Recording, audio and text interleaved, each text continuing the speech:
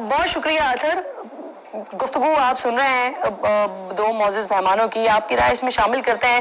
بانی P T I کی آپ اگر رائے دیکھتے ہیں, ان کے بیانیے کو آپ دیکھتے ہیں, اور دوسری طرف وزیر اعلیٰ کے پی کے کا آپ ایکٹ دیکھتے ہیں, تو یہ دونوں کے قول میں اور فعل میں بڑا تضاد نظر آ رہا ہے. الگ الگ ڈگر پر کیوں ہیں دونوں؟ دیکھیں, اب اس میں ایشو یہ ہے کہ یہاں پہ 9 مئی کے اوپر سیاسی بیانیہ بنایا گیا. 9 مئی بڑا بدقسمت واقعہ ہے. اس میں جو لوگ ملوث ہیں اس کو آئین اور قانون کے مطابق سزا ملنی چاہیے. ابھی تک چلان بھی پیش نہیں کیے گئے کچھ مقدمات کے اندر, تو اس لیے کہ جب مرضی ہوتی ہے حکومت کوئی نئے لوگ بیچ میں ڈال دیتی ہے. ہمیں یہ بتایا گیا کہ 9 مئی میں اگر کوئی سب سے بڑا ملزم ہے تو وہ علی امین گنڈا پور ہے.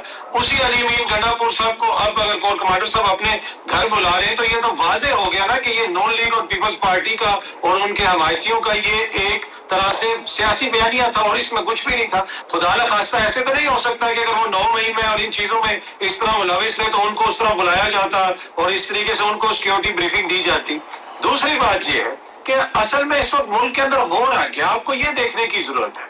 آج رانا ثناء اللہ صاحب جو اس وقت حکومت کا حصہ ہیں اور حکومتی جماعت کے اہم رکن ہیں, وہ یہ کہتے ہیں کہ محسن نقوی صاحب کی مہربانی ہے کہ وہ وزیر داخلہ بنے. وہ چاہتے تو وزیر اعظم بھی بن جاتے تھے, بن سکتے تھے. یہ ہو رہا ہے اس وقت اس ملک کے ساتھ. اس وقت جو ہے آج عمران خان صاحب نے بھی محسن نقوی کو وائس رائے کہا, تو اس وقت محسن نقوی صاحب جو ہے نا وہ بنیادی طور پہ اس ملک کے آئین اور قانون کے ساتھ جو مذاق ہو رہا ہے وہ اس کی تصویر بن گئی. کچھ عرصہ پہلے تک وہ نگراں وزیر اعلیٰ تھے, غیر جانبدار, اب وہ وفاقی حکومت کی کابینہ میں بھی ہیں, سینیٹر بھی بن گئے. تو ہمیں کیوں نظر نہیں آ رہا کہ عوام کی جو ول ہے وہ کیا ہے اور عوام نے کس کو ووٹ دیا ہے. اب فیصل واڈا صاحب جو ہیں وہ ووٹ لے کے بھی آ جاتے تھے پروگراموں میں, پیپلز پارٹی کو کیا کہتے تھے, نون لیگ کو کیا کہتے تھے, ایم کیو ایم کو کیا کہتے تھے. آج وہ بھی منتخب ہو گئے ہیں اور ہم بات کر رہے ہیں کہ جی وہ عمران خان یا پی ٹی آئی, ان کا اپنا کیا کردار ہے حکومت کا. کیا انہوں نے وہ کچھ کیا جو یہ چاہتے تھے اور کہتے تھے کہ ہم آگے جمہوریت مضبوط کریں گے. اور جہاں تک ریاستی اداروں کے خلاف باتیں ہیں, ابھی جو بخاری صاحب نے باتیں کی میں ان سے بالکل اگری نہیں کرتا. بندیالی, یہ وہ عمران دار جج, یہ تو مریم بی بی کی اس طرح کہتی تھی. کیا ہمیں اپنے ججوں کو ایسے کہنا چاہیے؟ یا اگر عمران خان صاحب قاضی فائز عیسیٰ صاحب کو یا کسی اور جج کو ایسے کہیں تو ہمیں ان کا ہم نوا بن جانا چاہیے؟ یہ اداروں کو ہمیں اس طرح جو ہے ملائم کرنا چاہیے؟ تو ہمیں سب کو خود سوچنا چاہیے نا کہ سیاستدان تو سیاسی بیانیاں چلاتے ہیں, لیکن یہ ادارے کمزور ہوں گے, اگر فوج کمزور ہوگی, عدلیہ کمزور ہوگی, تو کیا پاکستان مضبوط ہو جائے گا؟ تو میرے خیال میں یہ ایک سیاسی بیانیہ ہے اور ہر کوئی اپنی سیاست کے لیے بیچ میں دوسروں کو ملائم کرتا ہے.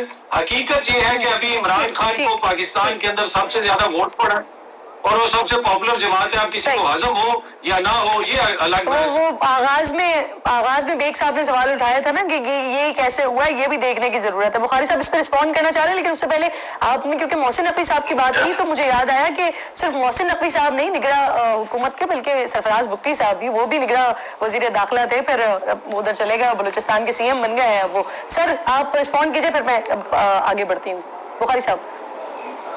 جی, جو عطر کاظمی صاحب نے فرمایا ہے کہ ہم مریم نواز کی زبان بول رہے ہیں, خود اپنی زبان پہ کبھی غور کرنے کی کوشش انہوں نے نہیں کی. میں ان کی یاد دہانی, کیونکہ یادداشت بہت کمزور ہو جاتی ہے نا. جب آپ آنکھیں بند کر کے کسی کی تقلید کر رہے ہوتے ہیں تو پھر آپ کا ذہن معاف ہوتا ہے, آپ کی یادداشت متاثر ہوتی ہے. سپریم کورٹ کے اندر بیٹھ کے مہاتما خان صاحب نے یہ فرمایا تھا کہ آپ نے دیکھا مجھے گرفتار کر کے کیا کیا میرے ٹائیگرز نے, اگر آپ مجھے کل پکڑیں گے تو اس سے بھی بدتر ہوگا. ان سے پوچھئے یہ کہا تھا یا نہیں کہا تھا. اب کہتے ہیں ہم جانتے نہیں ہیں کہ کون ہے 9 مئی والے. یہ تو ہمارا حال ہے, یہ تو ہماری جرنلزم ہے ساری. دوسری بات سنیے, دیکھیے گزارش یہ ہے کہ ہمیں نہ تو کسی کا ترانہ گانے کی ضرورت ہے, نہ ہم اس قسم کے پرسنالٹی کلٹ کے شکار ہیں, نہ اللہ تعالیٰ ہمیں کرے.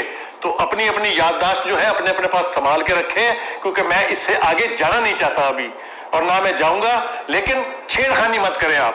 یہ آپ نے ہمیں جو طرفدار قرار دے دیا, آپ خود کیا ہیں؟ آپ کو یاد نہیں ہے آپ کے بارے میں کیا کہا جاتا ہے؟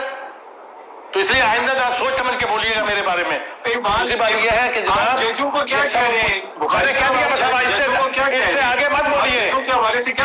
میں ججوں کو, اور جناب آپ کب کہاں تھے جب ججوں کے, اور آپ بخاری صاحب آپ بھی اور عطر کاظمی صاحب, آپ دونوں میرے لیے بہت معزز ہیں. میں آپ دونوں سے ریکویسٹ کرتی ہوں. وہ تو آپ بھی غلط کہتے ہیں, میں بھی غلط کہتا ہوں. وہ تو آپ بھی غلط کہتے ہیں, میں بھی غلط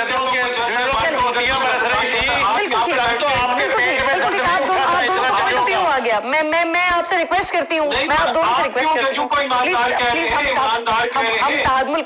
हम तहम्मुल का मुजाहरा करते हुए सर आगे बढ़ते हैं ताकि हम इशू बेस्ड बात कर सकें। काज़मी साहब, बुखारी साहब, मैं आप दोनों से रिक्वेस्ट करती हूँ,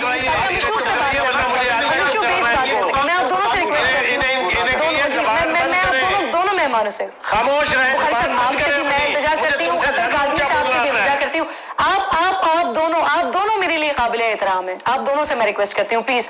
बेग साहब जरा आगे बढ़ते हैं सर, तहरीक इंसाफ। ये नहीं हो सकता कि ये यहाँ पे बैठ के जजों को बुरा आप दोनों ये सियासतदानों को जुबान तो हमें नहीं बोलनी चाहिए। आपने जूतियां बरसाई हुई हैं जजों के ऊपर, शर्म करें कोई। जूतियां बरसाई हुई हैं उनकी तस्वीरों पर। बुखारी साहब प्लीज, शर्म करें। बुखारी साहब प्लीज, जूतियां बरसाई हुई हैं आपने जजों के ऊपर। बुखारी साहब उन्होंने नहीं बरसाई हुई, उन्होंने बरसाई हुई, आप उनको कहें। बुखारी साहब मैं आपसे भी रिक्वेस्ट करती हूँ, अतर काज़मी साहब आपसे भी रिक्वेस्ट करती हूँ, मैं आप दोनों से रिक्वेस्ट कर रही हूँ, प्लीज हम आगे बढ़ते हैं थोड़ा सा।